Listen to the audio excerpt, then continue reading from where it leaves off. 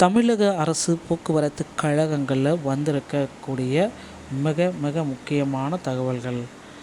போக்குவரத்து கழகங்களில் காலி பணியிடங்கள், டிஎன்எஸ்டிசியில் காலி பணியிடங்கள் எந்த அளவு இருக்கும்? ஸோ இதை பற்றின ஒரு முழுமையான தகவல். தமிழக அரசு போக்குவரத்து கழகத்தில் 28,000க்கு மேற்பட்ட டிரைவர் கண்டக்டர்கள், 28,000க்கும் மேற்பட்ட டிரைவர் கண்டக்டர்கள், ஓகேங்களா, டிரைவர் கம் கண்டக்டர், இந்த போஸ்டிங்ஸ் எல்லாமே எடுக்க போகிறாங்க. என்னன்றதை பார்க்கலாம். ஸோ டிஎன்எஸ்டிசி 2026 ஒரு மாபெரும் அறிவிப்பு எப்பொழுது வர இருக்குது? ஸோ நீங்கள் தமிழக முதல்வர் விஜய் அவர்கள் மகளிருக்கு வெற்றி பயணம் இந்த திட்டத்தை தமிழகம் முழுவதும் அறிமுகப்படுத்த போகிறாரு. ஸோ இந்த முதல்வர் விஜய் அவர்கள் இந்த வெற்றி பயணம் திட்டம் அனைத்து பேருந்துகளும் மகளிருக்கு இலவசம் அப்படின்றத அறிவிக்க போகிறாரு. போக்குவரத்து துறை அமைச்சர் என்ன பண்ணுறாரு அப்படின்றத பார்க்கலாம். பேருந்து கட்டணங்கள் உயர்த்தப்படுமா, உயர்த்தப்பட மாட்டாதா?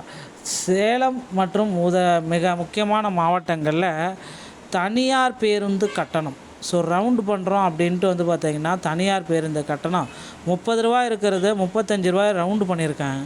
ஸோ இதுக்கு போக்குவரத்து துறை அமைச்சர் கூறிய பதில் தான் என்ன?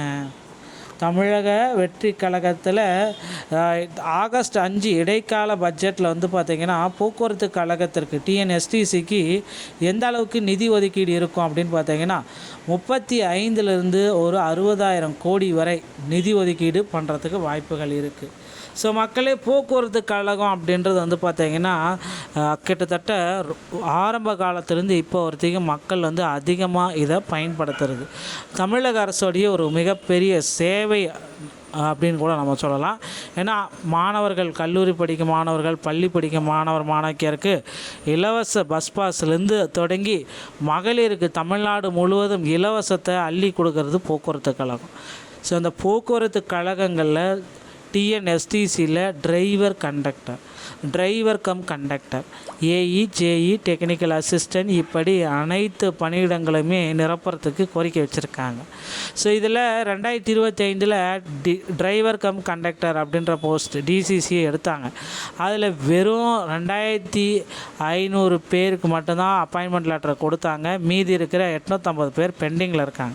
மொத்த வேக்கன்சிஸ் 3,274. ஆனால் எடுத்தவங்க பார்த்திங்கன்னா வெறும் 2,500 பேர் தான் எடுத்திருக்காங்க. இன்னொரு 850 பேருக்கு எப்போ அப்பாயின்மெண்ட் ஆர்டர் வரும்னு வெயிட் பண்ணிகிட்ருக்காங்க. நிச்சயமாக இவர்களுக்கு உண்டான அப்பாயின்மெண்ட் ஆர்டரை முதல்வர் விஜய் அவர்கள் வழங்குவார்.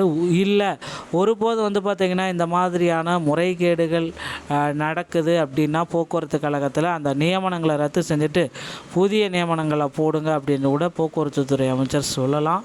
ஸோ அவர் கையில் தான் இருக்குது. அடுத்தடுத்த தகவல்கள் அனைத்துமே தமிழக அரசு போக்குவரத்து கழகங்களில் வந்திருக்கக்கூடிய சில முக்கியமான தகவல்கள்.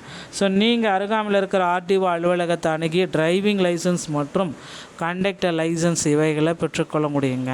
டிரைவிங் லைசன்ஸ் வாங்குறது ரொம்ப எளிது. ஆனால் கண்டக்டர் லைசன்ஸ் வாங்கணும் அப்படின்னா தமிழ்நாடு திறன் மேம்பாட்டு கழகங்களை அணுகி கண்டக்டர் லைசன்ஸை பெற்றுக்கொள்ளலாம். இந்த ஒரு வீடியோ பதிவு உங்களுக்கு ரொம்ப பயனுள்ளதாக இருக்கும்னு நினைக்கிறேன். வீடியோ உங்களுக்கு பிடிச்சிருந்தால் நீங்கள் நம்முடைய சேனலோடு இணைந்திருங்கள். நன்றி, வணக்கம், தேங்க்யூ.